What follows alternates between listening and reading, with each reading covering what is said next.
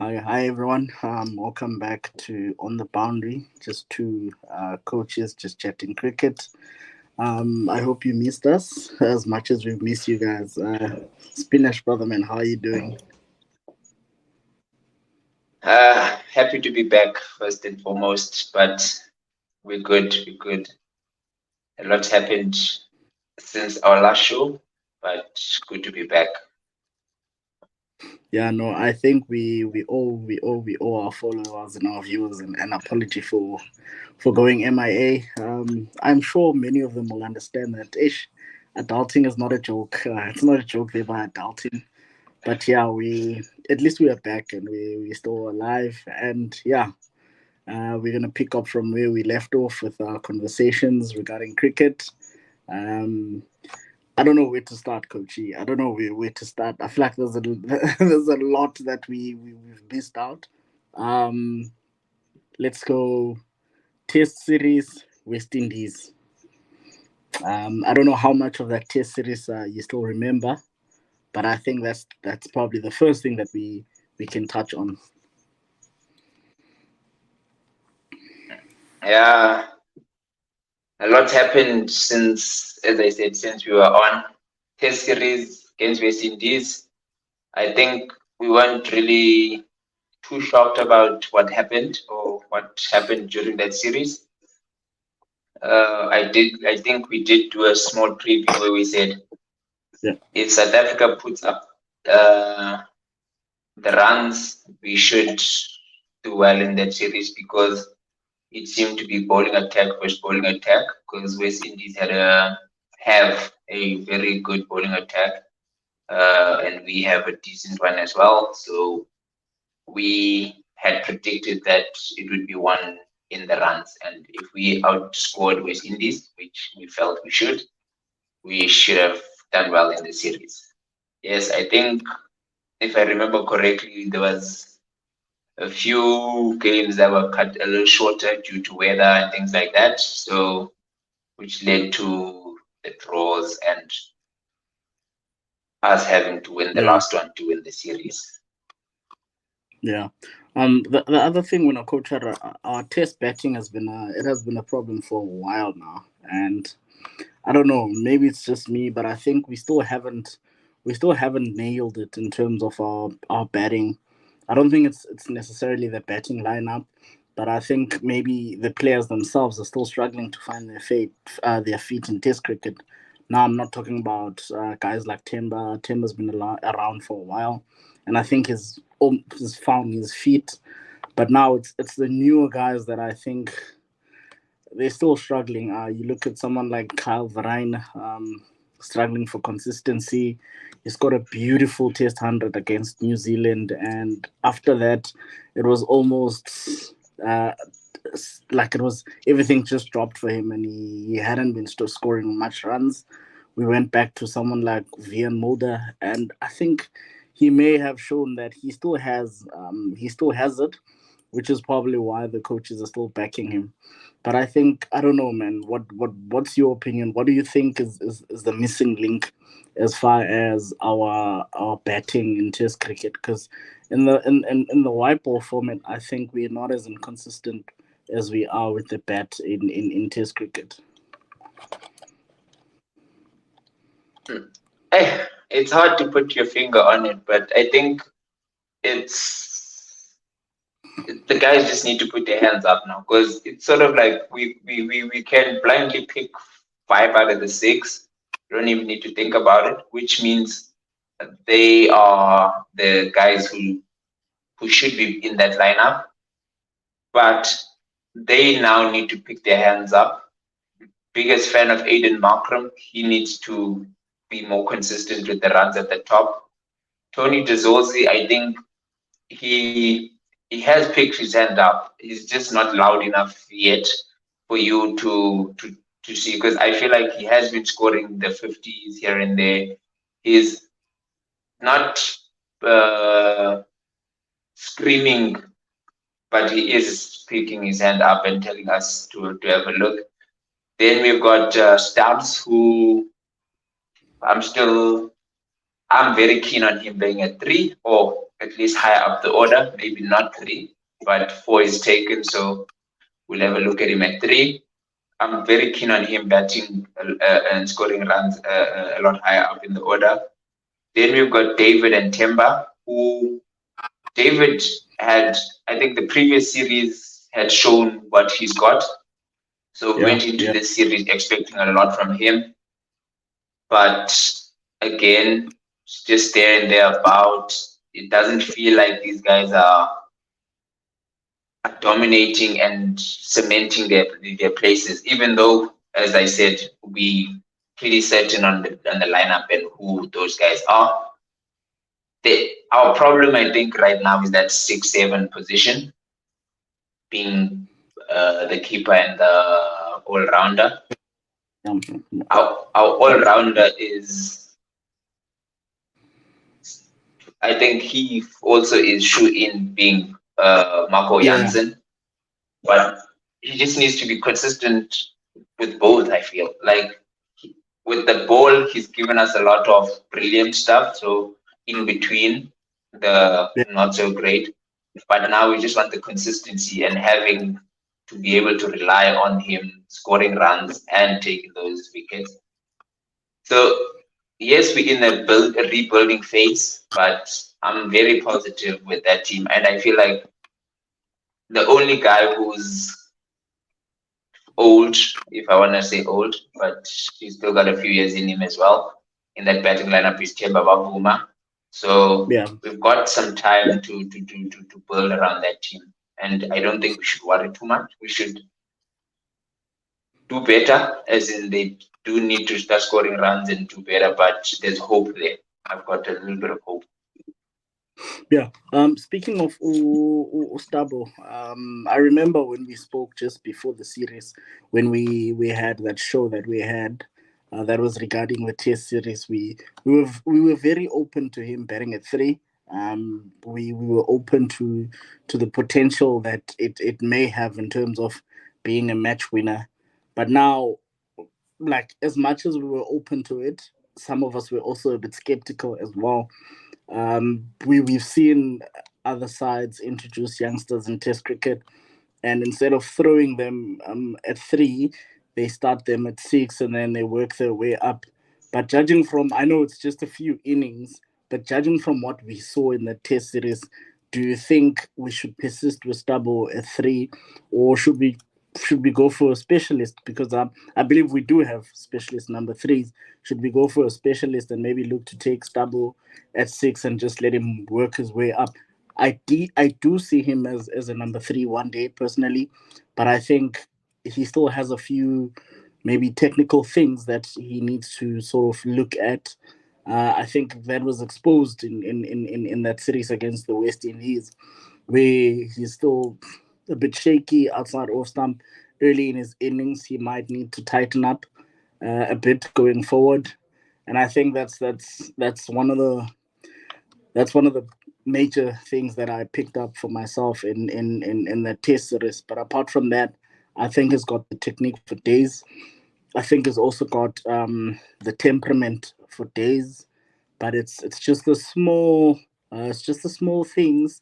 It's just a small thing that he needs to work on, that he needs to fix. But I think also it's a big call for Coach Shukri to throw him in to throw him in the deep end and see whether he's going to swim or sink. With the talent that Stabo has, he's got a really high ceiling. I don't see why he won't succeed. And then going into welcome back, Coach R. Sorry, can you hear me? I can hear you a lot clearer now. Sorry for that. So, yeah, welcome back. So what my question was, I was saying, yes, it is a few innings that we saw from Stabo, but based on that, regardless of the number of innings, based on that, would you say we should stick with him at 3, or would you rather have a more specialist number 3 coming in the Test team and batting at 3, and then maybe we take someone like Stabo and bat him at 6, where we can also utilize his power, the power that he has as a batter, and just let him work his way up. Because I believe Temba's not going to be there for too long, like you had said. So there's definitely going to be a spot for him at 4 or 5, maybe in the next 18 to 24 months, or even less, far less than that. So maybe, I don't know what you think. Maybe just take him and put him at 6, let him have fun at 6, and then work his way up like England did with Ollie Pope. Or do you think no, he showed more than enough that he's built for that number 3 position already? Uh, really love Stubbs, really do. I think for me, he's shown his capabilities in the white ball that he is capable of batting up the order. So based on his 2-3 innings in West Indies, I don't think you can definitely be like confident in saying yes, he's our number 3 and he should be there. But I feel like his maturity and especially like now this what past week when he scored his 100 in the ODI games, he's shown the ability to be able to bat and bat sensibly, if because that's what I think is needed for him at number 3. And then the technical bit, I feel like he will be able to fix, and or with the help of the coaches, because I feel like temperament wise, which is the most important, I think, for the position where he bats, because if your technique's bad or if you've got a technical problem, wherever you bat, they will find it and they will try to exploit it in international cricket. So temperament, I think he's got. Technique, he's got. He just has that foot stamp. I don't want to call it a flash. That foot stamp push that he's got. I actually meant I was talking about that when you had network issues. I was actually highlighting that.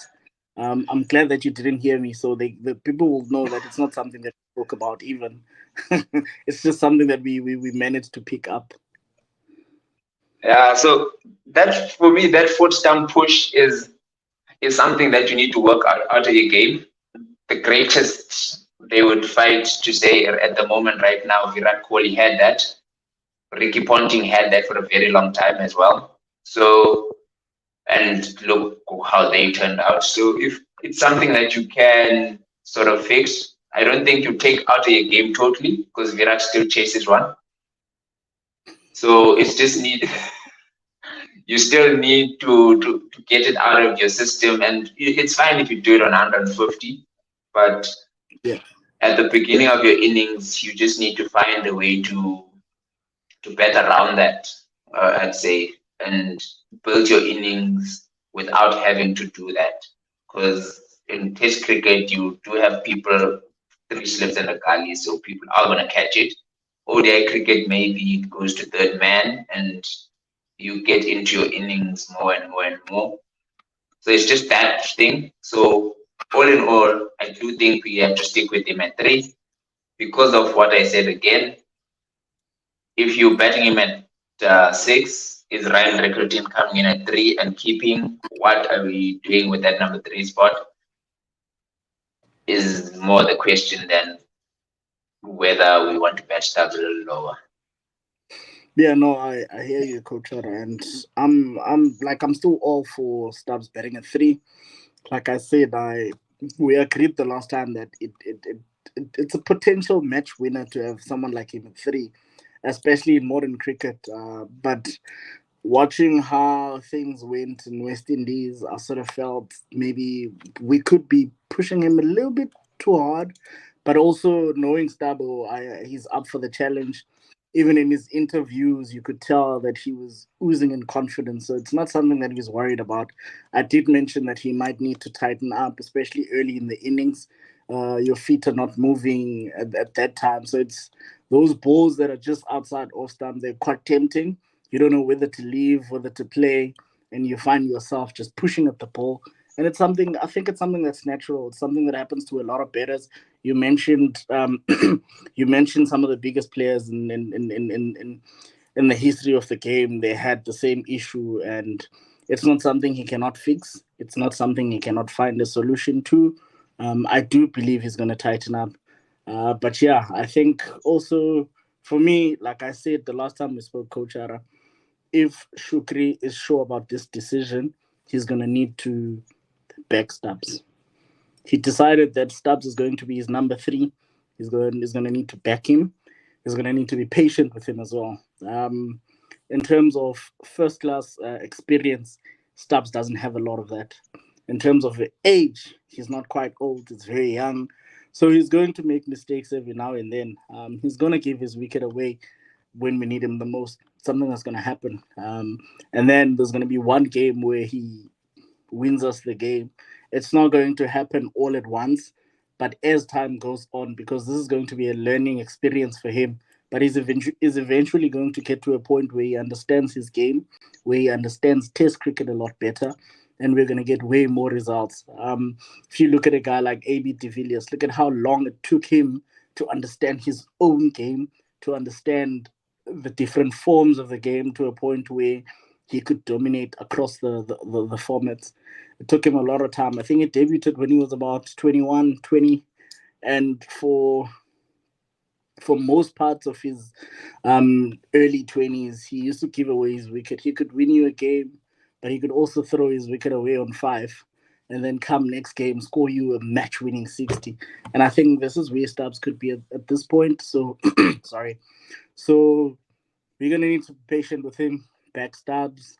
He's got a massive ceiling. He's a really talented cricketer.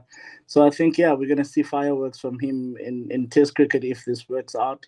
Even if it doesn't work out, I still think there'll always be a position for him in the team. If three doesn't work out, maybe low in the order could work out. Just for someone like AB, he opened, batted three. That didn't work out. But you look at his numbers at 4 and 5.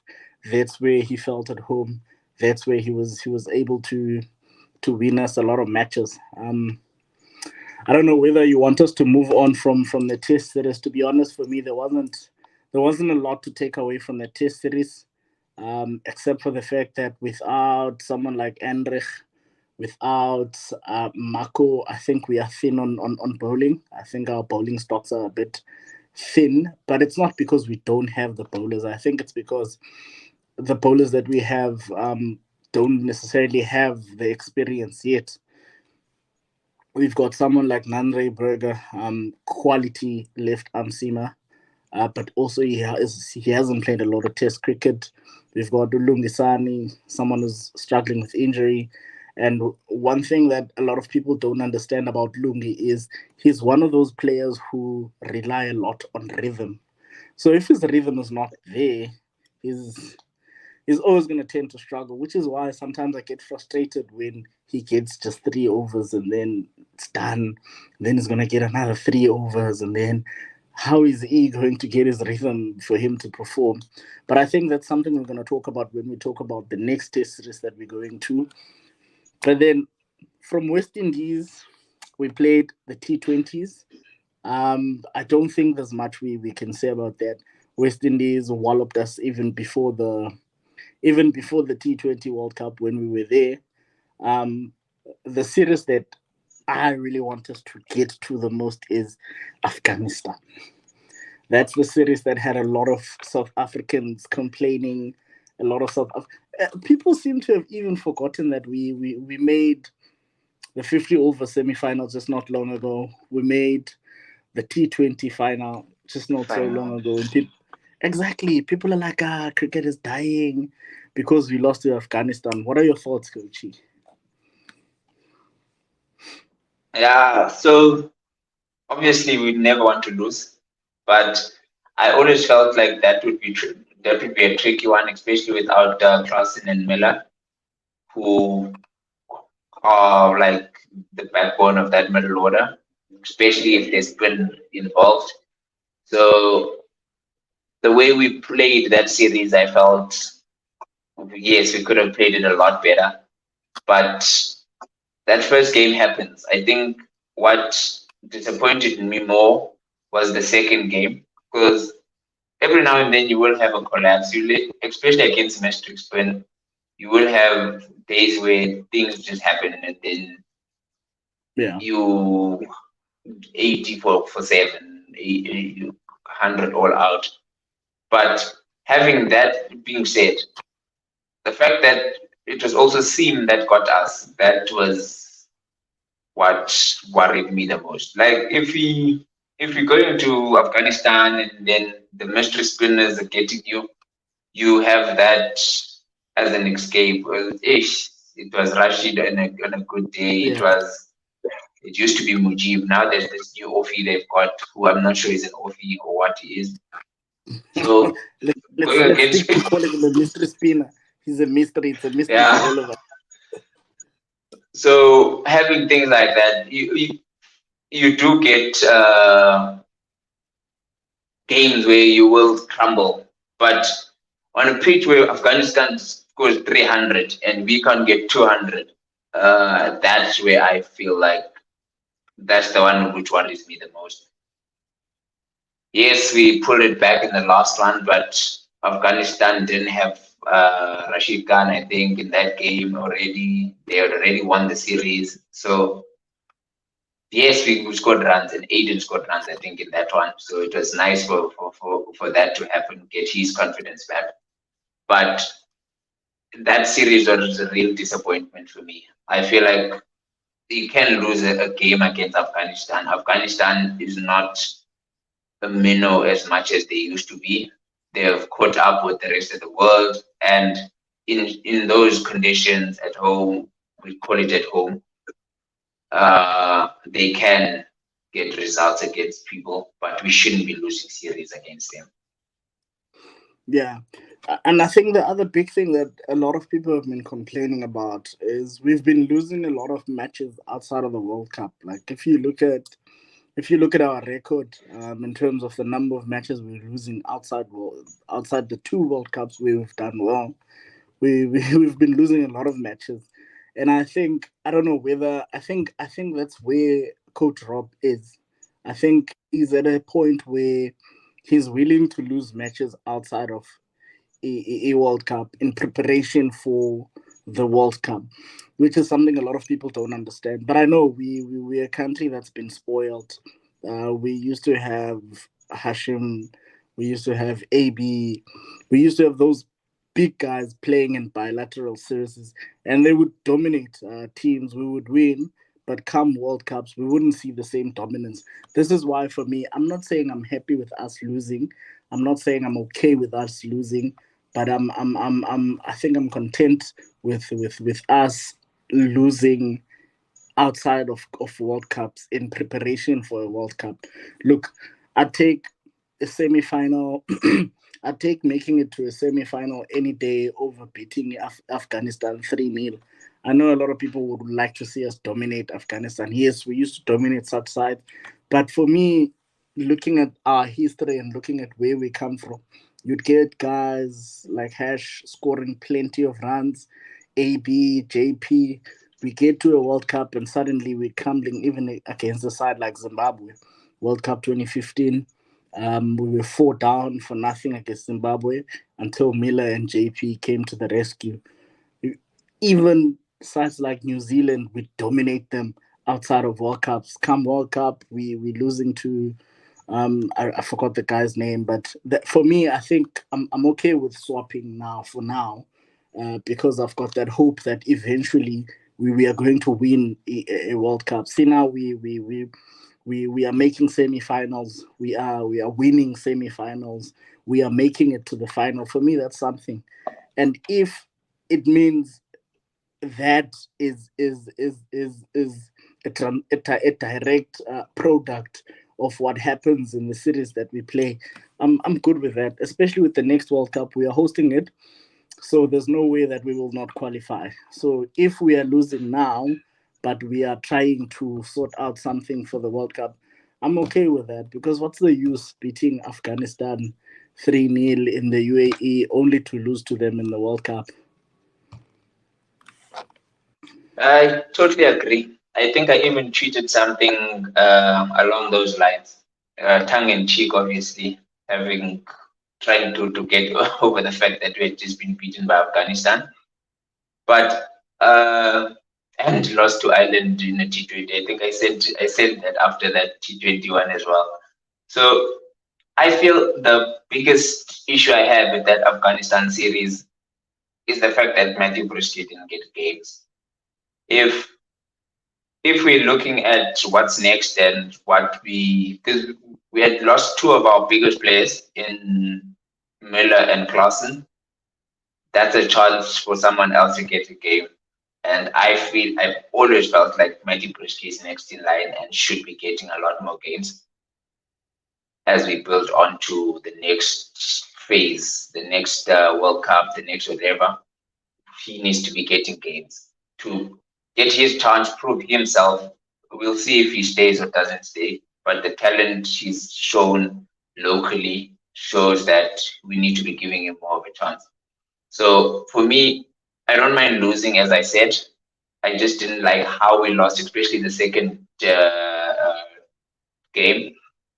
But I also didn't like the fact that we didn't give that Matthew Brisket a chance. So if we had lost and we were playing with Matthew Brisket, we had because now we had in one game we had Riza Hendrik, Tony DeZorzi, Aiden Markram, Tristan Stubbs. That's not your top four, but those four are usually in your top six. So if you're losing with four of your top six, I feel like we should be doing better with the once you have all those four guys. The fact that Riza didn't perform the whole thing, Tony didn't have a good one, but Tony is now yes in most of our ODI first 11, we will have Tony, but he's also still very new, still very inexperienced in international cricket. So I am fine with him. But Stubbs and Aiden have a little bit more experience, Aiden especially. So that four guys should be beating Afghanistan, if I could say that. But that's why I would have liked it if we had given Matthew a game and have him perform against Afghanistan. Yeah, no, coach, 100%. I think it sort of defeats the whole idea that we are losing outside of World Cups because we are building for the World Cup. If we are still losing with the same players, especially guys like Riza Hendricks, for instance, he's old now. I'm not an ageist, but he's old. His ODI numbers are not getting better. Himself is as a better. He's not improving as far as ODI cricket is concerned. Yes, he's been scoring runs in T20 cricket. I wouldn't debate his spot there in that side, even though I wouldn't pick him for T20 cricket. I feel he's done enough, I guess, to be in that side. But in terms of ODI cricket, I don't know, man. I feel like we've just been handing him caps. Yes, he did score. Did he score 100? He almost scored 100 in that 50 over World Cup. But still, after that, even when he got to play, he still didn't score any runs. He's never been consistent in the format, and he's never really dominated bowling attacks in tournaments. I remember in the series against Afghanistan, I think Temba missed. Is it the first game that Temba missed? No, man, he didn't miss the game. Um, but my question was, Temba batted so well in the game that he played. I think he scored a 20 something. Né? Then he went out. And spinners were coming hard at us. Temba and Tony had a beautiful partnership. Riza came on and he batted like someone who wasn't even paying attention to the other two guys who were batting. And my question was, were you not watching how these guys were handling the spinners? Because of how he went out, not moving his feet, and you could see it was sort of a lazy shot, but he went out. And my question was, you were sitting there, and I'm sure you had access. You could watch this guy's bat. Were you not paying attention to how they were handling the spinners? Even now, they recalled him. Okay, we're gonna get to that series, but before we move on, or let's just leave this question around Riza for when we finish. You touched on Matthew Bretzke. I think that was an opportunity that they missed. I think Rob missed a massive opportunity to give Matthew Bretzke an opportunity to play in the series against Afghanistan. I also would have been very much okay with that, us losing with young, inexperienced guys. And I think Matthew Bretzke should have played also. I don't know why they didn't play him. But the other thing that I have a problem with, I don't know, man. I think there's a bit of a disconnect between the national coach and the Warriors coach. Today, Matthew's betting 4. Tomorrow's opening. Then he's betting there. I think that's also something that messes up his chances of playing for the Proteas. Because now when he's not played, they'll say no, we don't want to bet him out of position. But because he doesn't bet in one position, you can't really say he's going to be betting out of position. But for me, I think the only thing they need to do now, the Warriors, is bet Matt in one position, let him dominate there, let him push for a spot in the national team there, and not constantly move him around. I've known him as an opener. He's always been an opener. He's always dominated bowlers. But he's also batted 4. I'm okay with him batting 4. And I think that there could be an opportunity for him at 4 in the Proteas. In terms of opening, I don't know. I don't see it happening. And I think that is the reasoning behind Rob, is that I've got Ryan, who's been standing in line, who's been in the queue. I've got, if Temba's fit, Temba and Ryan are going to open the batting. So even if they drop Riza, Matthew Bretzke still finds himself on the bench because the two main openers are still there. But you see now, the Proteas have an opening at 4, I believe, in ODIs. Even to some extent, I know you're going to be surprised if I say this, but I think it's getting to a point where someone like Aiden Makram cannot afford to lose form, because each time he doesn't score, that average of his in ODIs drops even more.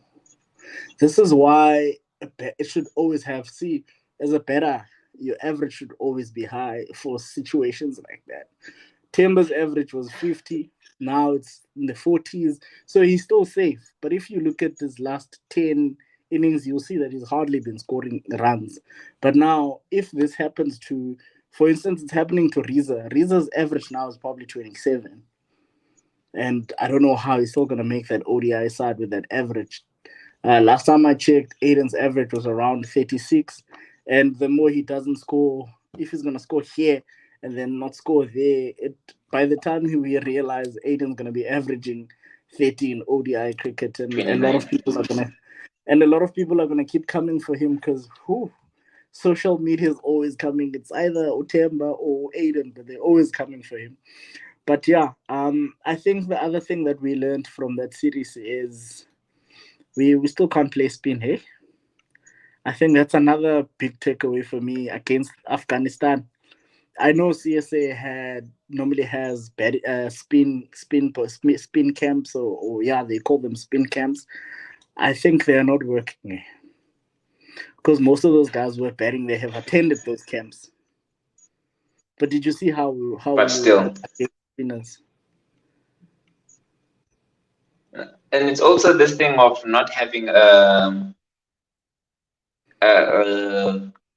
game plan against spin, because I feel like we always we get stuck. That's one thing I've always had against Rasi, who, especially against spin, he gets stuck. He's either slog sweeping or can't do anything else. So we need to find game plans, and your game plan can't be the same game plan as my game plan, because I sweep, you don't.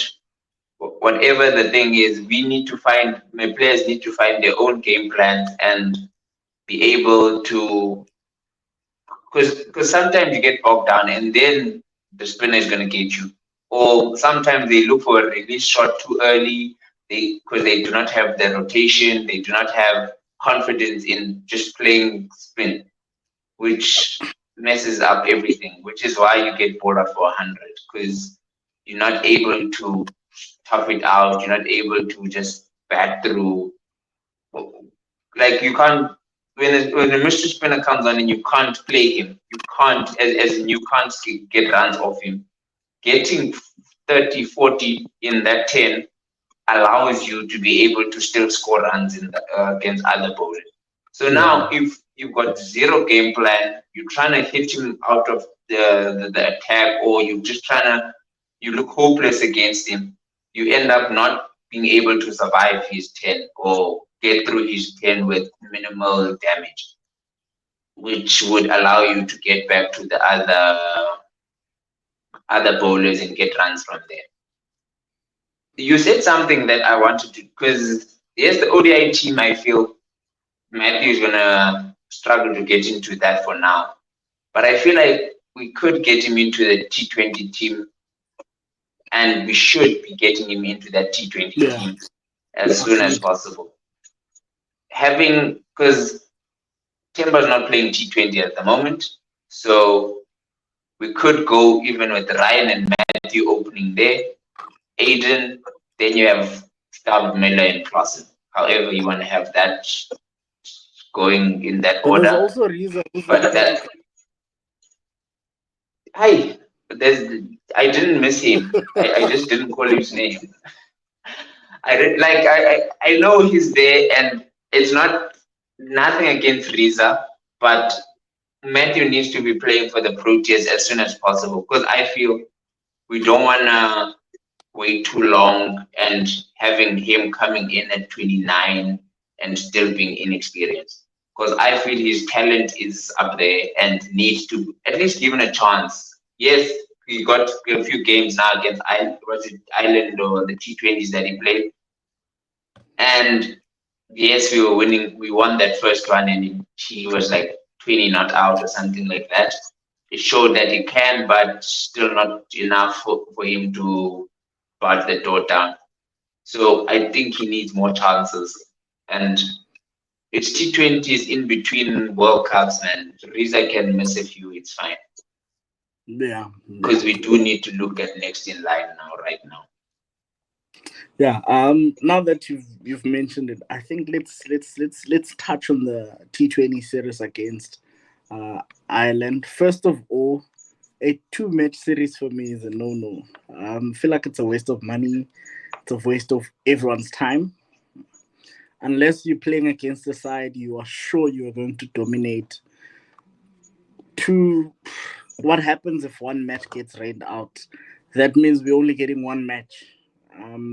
Also, like how it ended 1-1, at least 3, so that we have a decider and we know that there's actually a team that won the series instead of 2 matches. So I don't know what are your thoughts on such short series, but yeah, I think everything is about cost saving these days. It's a bit annoying and boring, but we won the first T20.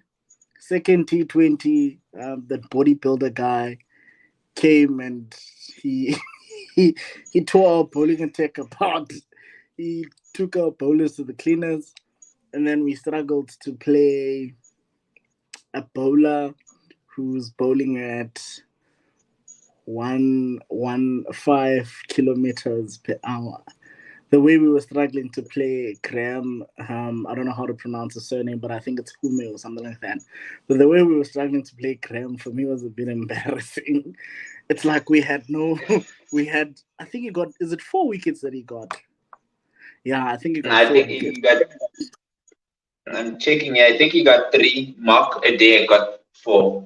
But yeah, we dropped Ross a day, I think 3 times on his way to 100. So you can't win games when you're dropping people for fun. So it's especially in T20, once a guy gets going and you still keep giving him chances,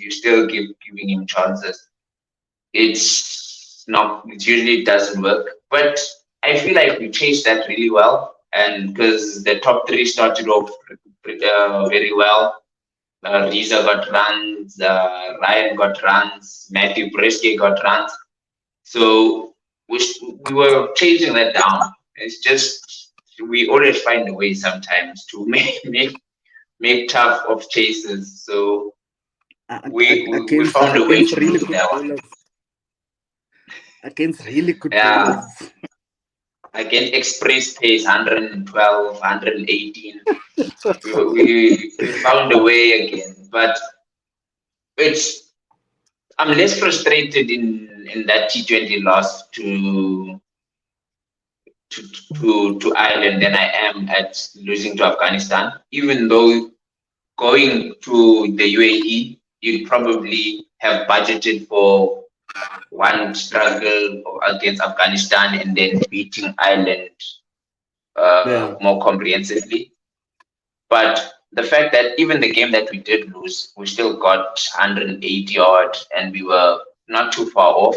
Yes, we lost about by 10. Let me open it. Yes, by 10 runs. So we we we still got runs, and I think we still benefited from that game, even though we lost it. As I said, Matthew Brisky got some runs. So Ryan Rickerton had a good series, I think, for both yeah, games. I think he even scored runs in the first one as well. So I'm more positive about that series, even though we lost one against Ireland. The bowling, I feel right now, I'm not sure in our stocks, if I want to call it that. Yes, we've got the main guys in Rabada, Andrew Funekia, Janssen, Lungingiti, Lazard Williams put his hand up yeah. in, It, I think it was the ODIs more, but I feel like we won bowler short every game. We feel like we could use one more strike bowler or one more bowler who can tap and in whatever the role is. But I always feel like we are always just one short. yeah. There's actually something that I've been thinking about. I'm looking at the selections that Rob has been making. You look at guys like Pat Kruger coming through, now Jason Smith, Andile Simelane, and those guys are all rounders. That is saying to me, he is widening his options in terms of all rounders.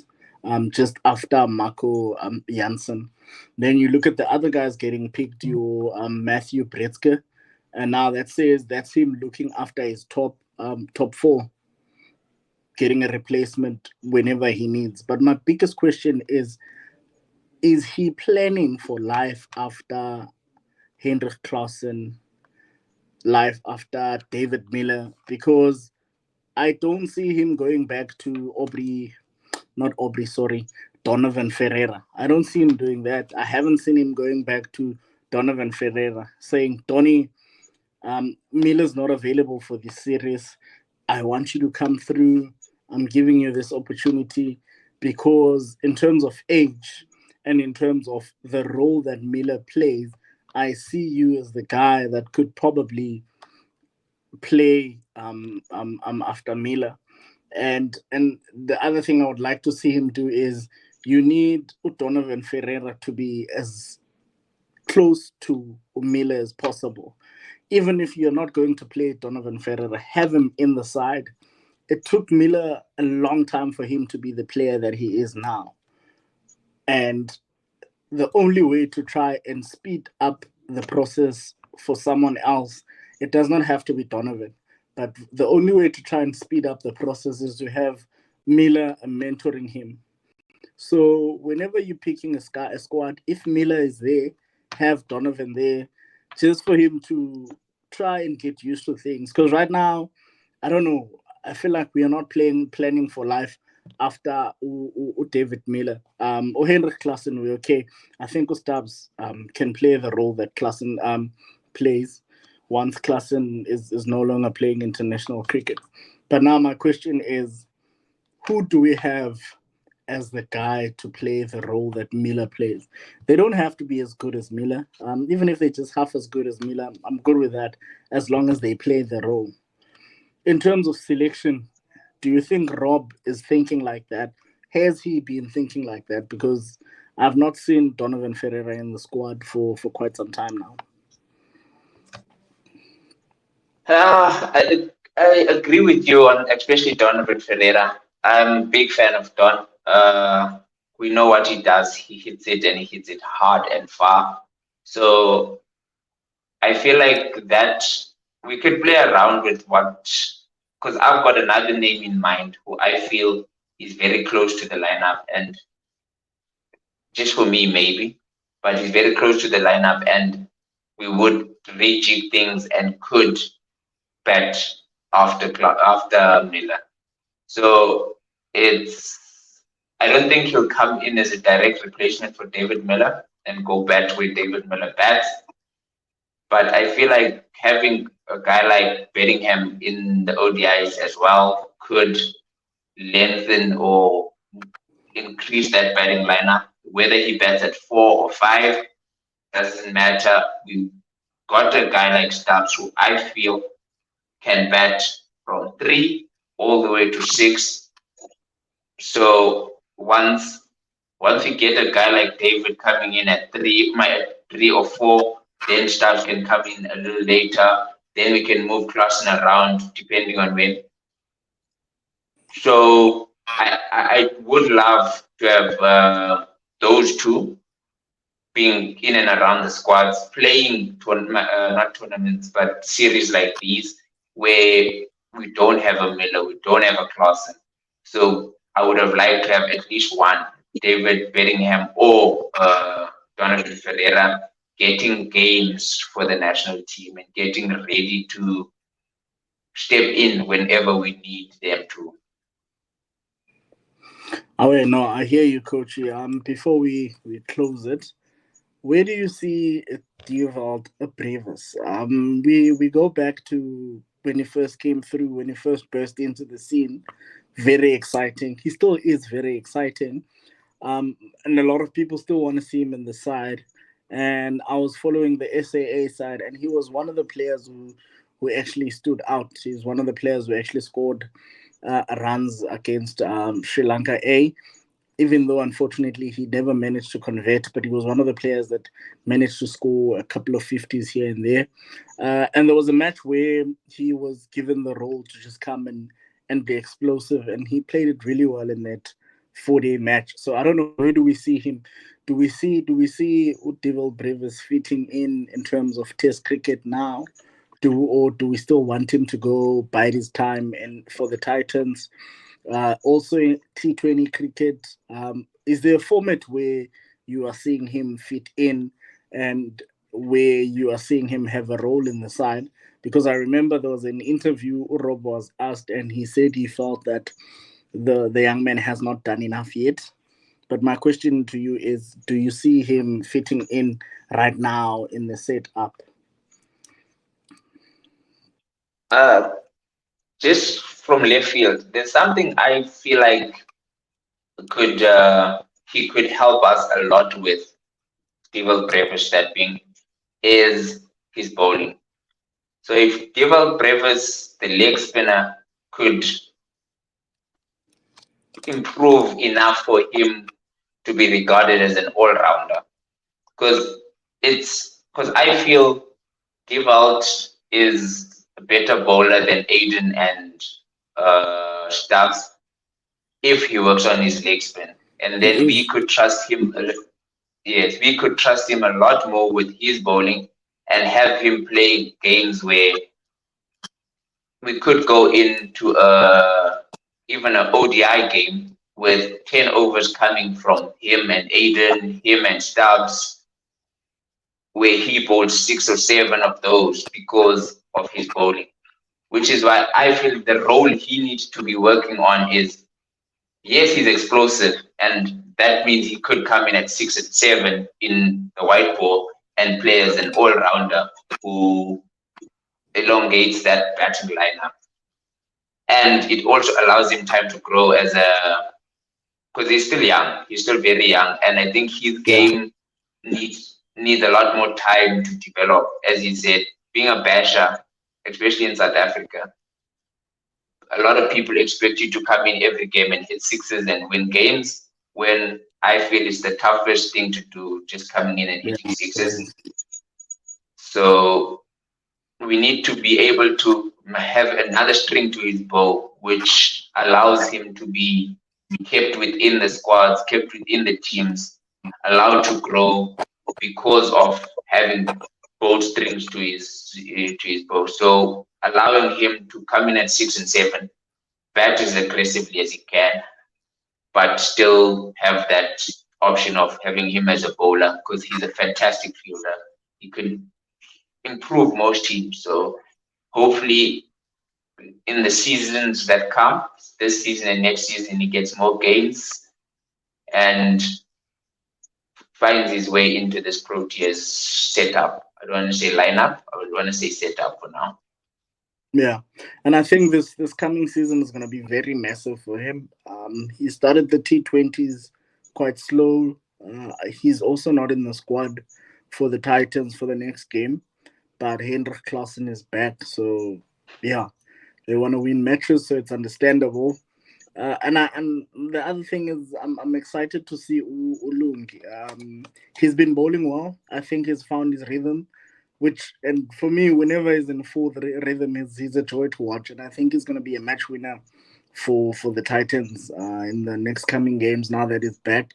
And I think Omandla might play him actually. I don't know, are they playing tomorrow? But I think they're playing in the weekend. But I think he might play. Just quickly before we wrap it up, just your quick thoughts on the T20 tournament, both Division 2 and Division 1. For me, Division 2, I'm excited that Limpopo is still carrying on from where they left off. Sides like Limpopo, from where they started, you never expect them to have more than one good season in a row. And for me to see them performing as they've been doing now, it's a good thing. It says they are constantly improving. So they're going to get to a point where every season Limpopo is just one of those teams that you must watch out for. Hopefully, in Mpumalanga in the next coming season or in the next coming years, they can also get to a point where Division 2 is just competitive. Lions, Division 1, excited to watch the Lions the other day. Wandile, I'm a huge fan of his. I've been a huge fan of his for quite some time, and I'm happy to see him getting game time. I'm happy to see him scoring runs. But I think with Division 1, the T20 tournament is going to open up this round. The next round that's coming, I think it's going to open up a lot. I think Warriors are going to win. Dolphins are also going to get themselves a win. So I think it's going to be a tight one. I'm keen to see who's going to make it to the final. But I do think the Lions are heading there. But also the Titans, first game Titans, they blew the Lions away. Second game, they did the same. That left-handed kid there at the top of the order reminds me of a young Quinton de Kock, especially when he plays that whip shot. I'm like, oh my God, what are we seeing here? Is Quinton back? When you talk light blue, I just need to find a way to put everyone in that lineup. They need to find a way for the balance to work, for Yeah. for them to pick a 11 that makes sense. This week they've got Lungi, they've got Andy Lepesluwayo, they've got Klassen back. So getting all that into an 11 is what needs to be or what's the most important part for Mandla, and keeping that kid in that lineup because that kid's something special. He doesn't bat like he's still in high school or whatever. But he bats like he's 28. He's got the flick, he's got the flair, as you say, but he still looks so mature when he bats. That's what I feel like he's head and shoulders above other people. His opening partner he's not getting game at the under-19 World Cup, who was more explosive, more exciting. But the maturity of Luan is a lot further on, I feel, and I think that's the advantage he has against other of the Titans youngsters, being Brevis even. Brevis might be more experienced than him, but the maturity on the shoulders of Luan is already ahead of his age. Yeah, no, that boy is good. I think we've got quite we've got an exciting group of batters coming through. I think the 2004s and the 2006, they're very exciting. I look at the Titan set up alone. There's a kid now, Letabo Pasha Mushaka. He's in the SA under 19. Bats with so much flair, that boy. There's another one that I love so much, Umudise Maluka. He's also another boy, left-handed batter, bats with so much flair. When he hits the ball, you look at your Steve Stork. Steve Stork, oh my God, when he gets going, I think it was last week or a week ago, he scored 100 of like 40 something balls, but he just needs to find a way to translate it from high school cricket now and club cricket to more of a senior cricket. You look at Luanda. There's a shot, I don't even know what it's called. There's a shot that he played. I don't even know how to explain it, but it's a shot that I've never seen in my life. And the fact that on the other end, you've got Rivaldo Monsami, who himself plays cricket shots you've never seen in your life. Cricket shots, it's like he invents them in the game in the middle. He just decides, here's the ball. This is what I'm going to do. I think the T20 thing is going to be exciting. I think the SA20 is going to be more exciting as far as South African players are concerned. I'm hoping to see our youngsters getting opportunities. Ukwena, I want to see him playing. Luandri, I want to see him playing. All these youngsters, I want to see them playing. Coach Ara, I think it's been good. Feels good to be back. It's been a while. This is probably the longest episode we've had. And I hope people are going to enjoy it. It was good, and I don't know whether we can promise to be here all the time, but we will try our level best to not go MIA. We will try our level best to keep doing what we do because we enjoy it and we appreciate their support. We hope that they haven't given up on us. Any closing remarks, Coachy? Yeah, honestly, it is the longest we've had. So we allow them to maybe listen at 1.5 speed.